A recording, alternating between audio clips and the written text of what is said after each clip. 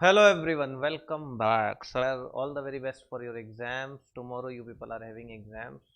आपका CMA inter का exam है, मेरे को पता है। मेरे बहुत सारे स्टूडेंट्स एग्ज़ाम दे रहे हैं एंड आई फील कि जिस तरीके से मैंने रैंक लाया है, मेरे स्टूडेंट्स भी लेके आएंगे। It is possible. हाँ, बहुत सारे क्वेरीज आ रहे थे, स्टूडेंट्स का डिमांड था कि कुछ अगर इम्पोर्टेंट मिल जाता, क्या आना चाहिए नहीं आना चाहिए उसको लेके। तो वो चीज़ देखो, सबसे पहला चीज़ तो देखो, इम्पोर्टेंट एक ऐसा चीज़ है कि हम लोग सजेशन देते हैं, हम लोग ये नहीं बोलते यही आएगा। But the thing is that आपको अपने आप को प्रिपेयर रखना होगा ना। तुमको अगर मार्क्स स्कोर करना है तो सबसे पहले तुमको पेपर का पैटर्न को समझना चाहिए। What do you need to do when you are solving your paper. तो तुमको ये चीज़ समझ में आना चाहिए कि पेपर में प्रॉब्लम क्या है और क्या देखना है। आपका जो एमसीक्यू है वो 30 मार्क का है, तुमको टारगेट रखना है कि इस 30 में 24 तो तुम्हारा मिनिमम आ जाए। 24 आना चाहिए, कोशिश यही करो। 30 आ जाए बढ़िया, बट 24 के नीचे नहीं जाओ तो बढ़िया, और वर्स्ट केस सिनेरियो में 20 तो आना चाहिए। पहला चीज। नंबर 2, मैंने एग्जाम दिया, रैंक 1 आया, सब कुछ हुआ। हमने ये देखा कि एकमात्र यही पेपर है जिसके अंदर में ये लोग सबसे ज्यादा नंबर काट सकता है। वाई? क्योंकि इनको इनके हिसाब से ही आंसर चाहिए। They want bookish language, nothing else. और कुछ इनको चाहिए ही नहीं, तो इनका दिमाग में यही चलता है। तो आपको भी बुक का ही उठा के लिखना है, कुछ पॉइंट्स बुक के उठा के लिख ही देना। जबरदस्ती बढ़ने जाओगे ये जीरो भी दे देते हैं। इनका ये प्रॉब्लम है, मैंने ये देखा है बहुत अच्छे से। मेरे पास सर्टिफाइड कॉपीज है मेरे स्टूडेंट्स की भी और मेरी भी। तो I have seen how they are giving marks in law. Next, अब आता है सर जी पेपर का पैटर्न। ग्रुप बी जो तुम्हारा सेक्शन भी है उसके अंदर में तुमको 7 क्वेश्चन दिए रहेंगे, तुमको 5 करने होंगे। How much? We need to solve 5 question. अब ये 5 क्वेश्चन हम लोग किस बेसिस पे करें, कैसे अटेम्प्ट करें? देखो, सबसे पहला चीज तो पिछले टर्म में इन्होंने पैटर्न सेट कर दिया। इनका लास्ट क्वेश्चन हमेशा केस लॉ हो रहा है। केस लॉ में भी 2 पार्ट है, मैं तेरे को ये बताता हूँ। पहला तो इन्होंने केस लॉ, एक तो कंपनीज एक्ट को उठाया है, वहां से एक केस लॉ उठा के देंगे ये। सेकेंडली, एक और जो केस लॉ है मेरे हिसाब से वो नेगोशिएबल इंस्ट्रूमेंट्स एक्ट से आना चाहिए। What I think, negotiable instrument act इस बार के लिए बहुत बहुत बहुत ज्यादा इंपॉर्टेंट है। तेरे को थोड़ा ढंग से नेगोशिएबल के ऊपर वर्क करना चाहिए। What I think. Secondly, LLP के ऊपर फोकस करो। एलएलपी एलएलपी हिट होना चाहिए इस बार, और साथ में इंडियन कॉन्ट्रैक्ट एक्ट। तुम्हारा कमर्शियल लॉ का जो पहला पार्ट है उसमें ये 3 पार्ट मेरे को बहुत इंपॉर्टेंट लग रहा है। 2 क्वेश्चन, लास्ट क्वेश्चन तो ये होगा। पहले 2 क्वेश्चन जो तुम्हारे हैं, सेकंड और थर्ड नंबर, क्योंकि 1 नंबर एमसीक्यू है, तो सेकंड और थर्ड जो तुम्हारा है वो तुम्हारा होने वाला है कॉन्ट्रैक्ट एक्ट से। बेसिकली सेकंड नंबर तो कॉन्ट्रैक्ट एक्ट से होगा, थर्ड नंबर तुम्हारा एलएलपी एंड नेगोशिएबल और पार्टनरशिप इफ दे वांट। उस तरीके से ये लोग इसको देते हैं। सेकेंडली, 4 नंबर क्वेश्चन आपका सर जी इंडस्ट्रियल एक्ट जो आपके बीच में दिए हुए हैं, वहां पे कोड ऑफ वेजेस एक्ट और ये सब, उनको लेके कोड ऑन वेजेस और लेकर जो दिया हुआ है, इस बार फैक्ट्रीज एक्ट से क्वेश्चन आने चाहिए। फैक्ट्रीज एक्ट ड्यू है, आना चाहिए। और उसके बाद 5 नंबर, 6 नंबर, ये दोनों ही क्वेश्चन तुम्हारे कंपनीज एक्ट के हैं। 5 and 6 both are from companies act. 7 number जो तुम्हारा क्वेश्चन है वो तुम्हारे एथिक्स से आता है, और तुमको एथिक्स को स्ट्रॉन्ग करना चाहिए। ये बहुत स्कोरिंग जगह है, एथिक्स वेरी इजी, आपको नंबर मिलना चाहिए। रहा बात क्वेश्चन करें कैसे, मेरे हिसाब से जिन बच्चों ने अभी भी प्रिपरेशन ढंग से नहीं किया, मैं जो बोल रहा हूँ बस उतना कर लो, मोर और लेस उससे तुम्हारा काम हो जाना चाहिए। अपने को क्या लगता है भाई कि किसी भी तरीके से तुमको है ना पास होना है। सबसे पहला चीज तो तेरे को अपना टारगेट सेट करना होगा। मेरे हिसाब से तुम इंडस्ट्रियल लॉ अगर नहीं किया तो छोड़, एक बार एथिक्स उठा, कंपनी लॉ उठा और कमर्शियल लॉ, उन तीनों के ऊपर ज्यादा फोकस कर। इससे भी तेरा पूरा पेपर अटेम्प्ट हो सकता है। नाउ, अब आता है क्वेश्चन आना क्या चाहिए। What will be the most important part. तो मेरे हिसाब से अब हम कुछ क्वेश्चंस बनाए हैं सेट, जो मेरे को लगता है कि इसके बेसिस पे तुम्हारे आने चाहिए। कॉन्ट्रैक्ट एक्ट में हमने कुछ क्वेश्चंस डिसाइड किए हैं, हम उसके ऊपर तुमसे थोड़ा बात करेंगे। Please let's have a talk. सबसे पहला चीज मेरे को लगता है, बेलमेंट एंड प्लेज का डिफरेंस करो ढंग से। Bailment and pledge, you should work on bailment as well as pledge. ये इसका डिफरेंस ढंग से करना चाहिए मेरे हिसाब से।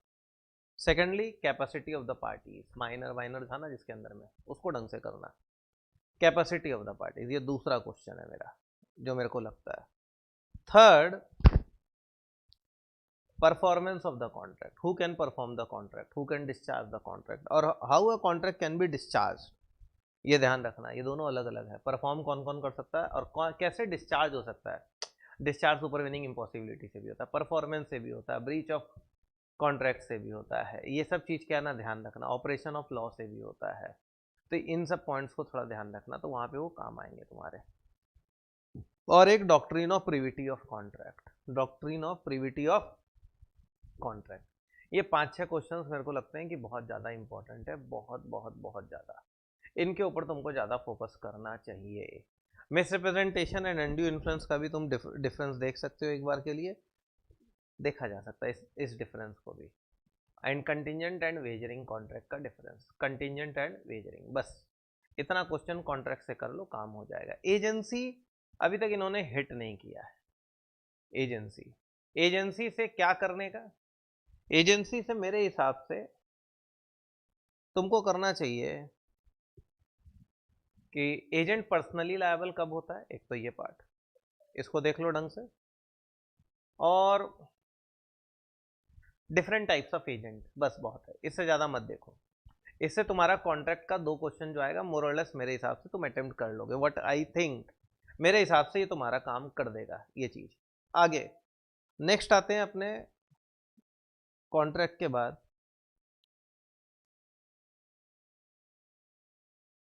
Negotiable instruments act. ये सेकंड मोस्ट इंपॉर्टेंट टॉपिक है तुम्हारे लिए, सेकंड मोस्ट। पहला तो कॉन्ट्रैक्ट है, सेकंड यही है नेगोशिएबल। इससे क्वेश्चन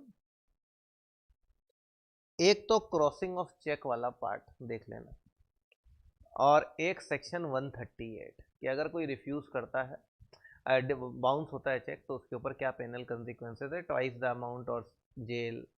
याद है ना, 15 दिन का टाइम भी देना पड़ता है 30 डेज के अंदर में, फिर वो 15 दिन में अगर पेमेंट नहीं करता है तो आप केस कर सकते हो, वो सारा चीज़ का कहानी। इसको थोड़ा ढंग से देखना। ये जो बोले holder and holder in due course के बीच का डिफरेंस देखिए, मेरे हिसाब से वेरी इंपॉर्टेंट पार्ट रहेगा तुम्हारे लिए, difference between holder and holder in due course, ये ध्यान रखना।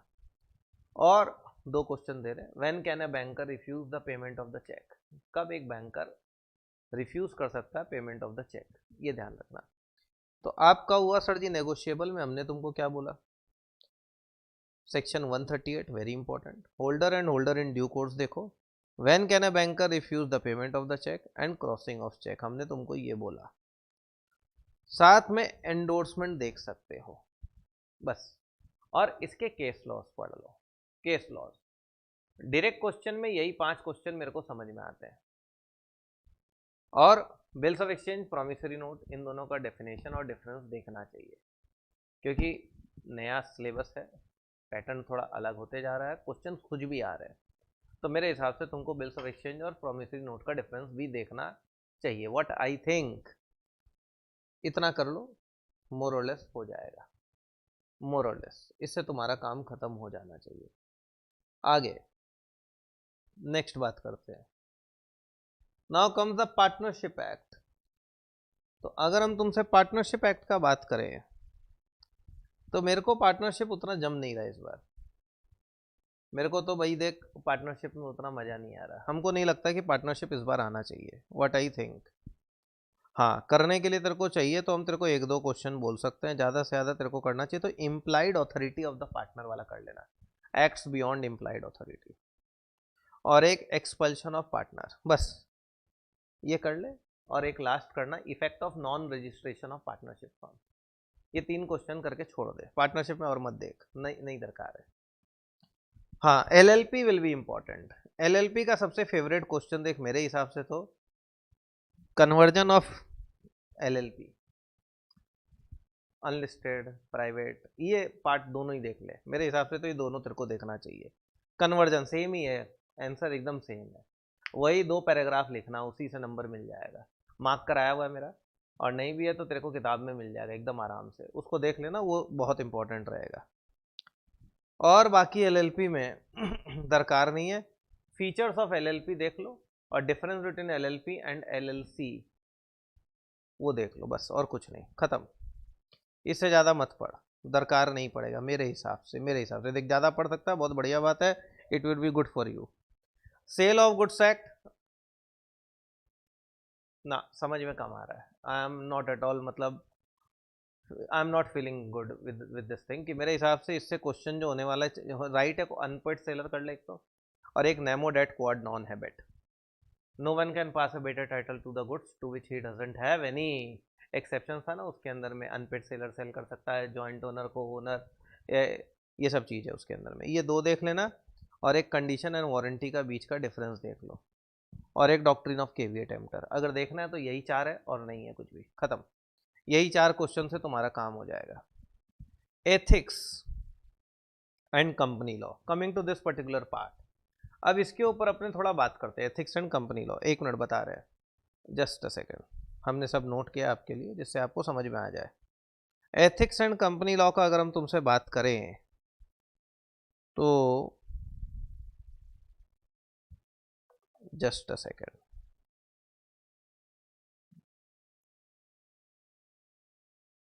आ गया। देखो भाई, एथिक्स, एक तो टाइप्स ऑफ एथिक्स है जो कि तुम्हारे एमसीक्यू में आ जाएगा। मीटा एथिक्स, अप्लाइड एथिक्स वाला जो पार्ट था ना, मीटा अप्लाइड और वो सब जो था नॉर्मेटिव जो भी, वो थोड़ा देख लो। एक इंपॉर्टेंस ऑफ एथिक्स देख लीजिए, nature and relevance to the business, seven principles of public life, lord Nolan वाला 1985 में जो आया, उनका सेल्फलेसनेस, ओपननेस, याद है ना, ऑनेस्टी, लीडरशिप, ये जितने भी है ना इसके अंदर में, इंटीग्रिटी और ये सब करके जो भी कुछ है ना वो थोड़ा देख लेना प्लीज।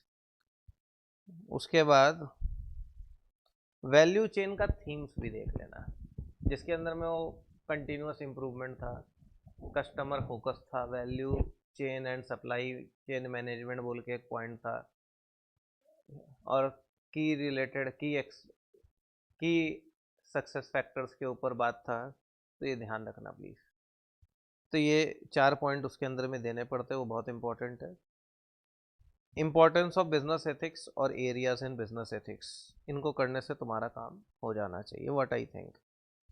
आगे कंपनी लॉ का अगर तुम हमसे बात करोगे, lifting of the corporate will, very very very important times, ध्यान रखना उसका पॉइंट्स। 1% कंपनी आपको देखना चाहिए।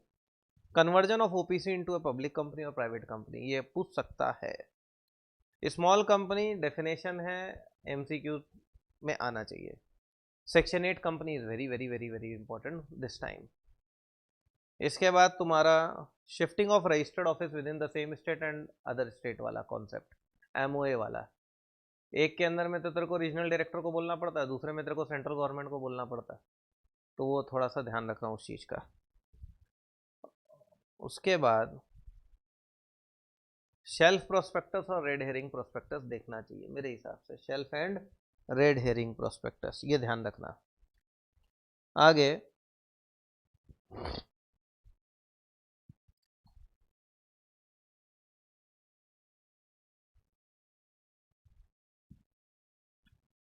नेक्स्ट है प्राइवेट प्लेसमेंट, मेरे हिसाब से इंपॉर्टेंट है।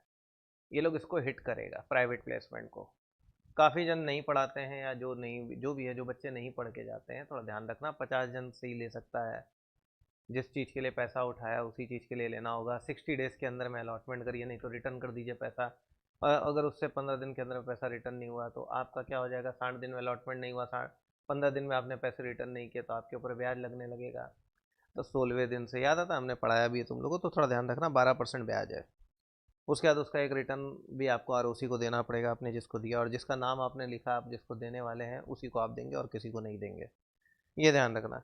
Variation of share holders right है, जिसके अंदर में अपने डिसेंटिंग शेयर होल्डर्स का 10% वाले अगर चाहें तो अप्लाई कर सकते हैं ट्रिब्यूनल को, वो ध्यान रखना है। सिक्योरिटीज प्रीमियम किस चीज़ के लिए यूज हो सकता है, वो थोड़ा ध्यान रखो फॉर एमसीक्यू। आगे हाँ, चार्ज के केस में टाइम लिमिट का एक्सटेंशन वाला पॉइंट बहुत इंपॉर्टेंट है। 300 दिन तक का अलाउड है, जो 300 से ऊपर हो जाता है तो क्या 120 दिन तक क्या है, वो वाला चीज़ ध्यान रखना। कोरम से रिलेटेड और प्रॉक्सी से रिलेटेड एमसीक्यू, या फिर डायरेक्ट क्वेश्चन, या फिर केस लॉ होना चाहिए। Resolutions and agreements to be filed, थोड़ा ध्यान रखना जिन रिजोल्यूशंस का आपको फाइलिंग करना जरूरी। एजीएम का टाइम लिमिट का थोड़ा कॉन्सेप्ट ध्यान रखना, एजीएम टाइम लिमिट। डायरेक्टर्स में जब हम लोग जाते हैं तो डायरेक्टर्स के अंदर में ड्यूटीज ऑफ ऑडिटर देखिए, और आपके मैट का पेज नंबर 442 थोड़ा ढंग से देखना। 441, 442 एंड 446, ये थोड़ा ढंग से देखिएगा। 454 का 1 से लेके 12 नंबर पॉइंट जो है वो थोड़ा ढंग से देखना है। ये तुम्हारे किताब के हिसाब से हमने बनाया है। बस मेरे हिसाब से इतना करने से आपका लॉ का पेपर सेटल्ड होता है। थोड़ा सजेशन देने में लेट हो गया, बट फिर भी जो है भाई बता दिया, आप हो सके तो इसको कर लीजिए। Paper will not be tough as such, but याद रखना पन्ना भरने में मत जाना, पन्ना भर के कुछ नहीं होने वाला। हाँ, कुछ इंपॉर्टेंट बातें हैं, बोलते हैं। पन्ना मत भरिएगा, हैंडराइटिंग अच्छी रखिएगा, जितना हो सके क्लियरली, और पॉइंट्स लिखने का कोशिश करो। पॉइंट्स लिखोगे नंबर मिल जाएगा, पॉइंट्स नहीं लिखोगे कुछ नहीं हो पाएगा, ध्यान रखना। तुमको पॉइंट्स लिखना है, और जबरदस्ती भरने मत जाना, please please please please, it's a request. हाँ, एक और चीज, अगर तुमको लगे कि तुम्हारे पास टाइम है और तुमको नहीं आ रहा है, तो भी वो क्वेश्चन अटेम्प्ट कर लो, जिससे कम से कम अटेम्प्ट का ही 1 नंबर मिलेगा, तो 1 number also makes a difference. ये ध्यान रखना, छोड़ के आके कोई फायदा नहीं होता है। You must write something and sensible, remember this thing. शुरुआत में जब अटेम्प्ट करने जाओगे तो ध्यान रखना उन क्वेश्चंस को अच्छे से अटेम्प्ट करना जो तुमको अच्छे से आता हो। शुरुआत अच्छा होना चाहिए।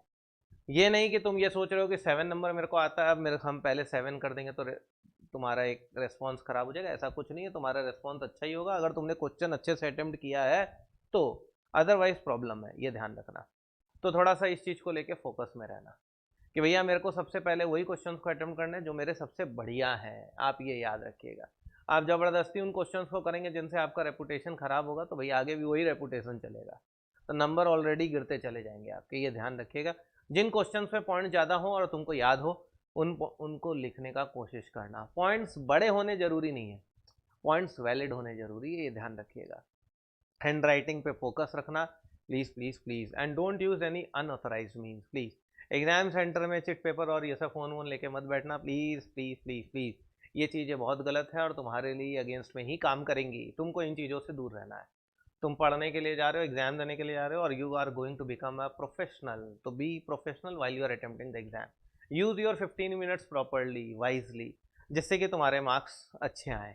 हम तुमसे अगले हर एग्जाम के पहले जरूर मिलेंगे, और इस बार जब हम तुमसे मिलेंगे तो हो सकता है हम तुमको कुछ क्वेश्चंस भी बताएं कि क्या आने चाहिए नहीं आने चाहिए। जैसे कि तुम्हारा नेक्स्ट पेपर OMSM होगा, तो हो सकता है हम तुमसे उसके ऊपर थोड़ा ज़्यादा देर बात करें और कुछ क्वेश्चंस के साथ बात भी करें। मेरे हिसाब से तुमको इतना करना चाहिए। बाकी all the very best for your exams, and I think you people are going to clear this time. Thanks a lot, and please please please my students, बहुत कुछ पढ़ा हुआ है, इज्जत से करो, हो जाएगा काम। Thanks a lot, thank you.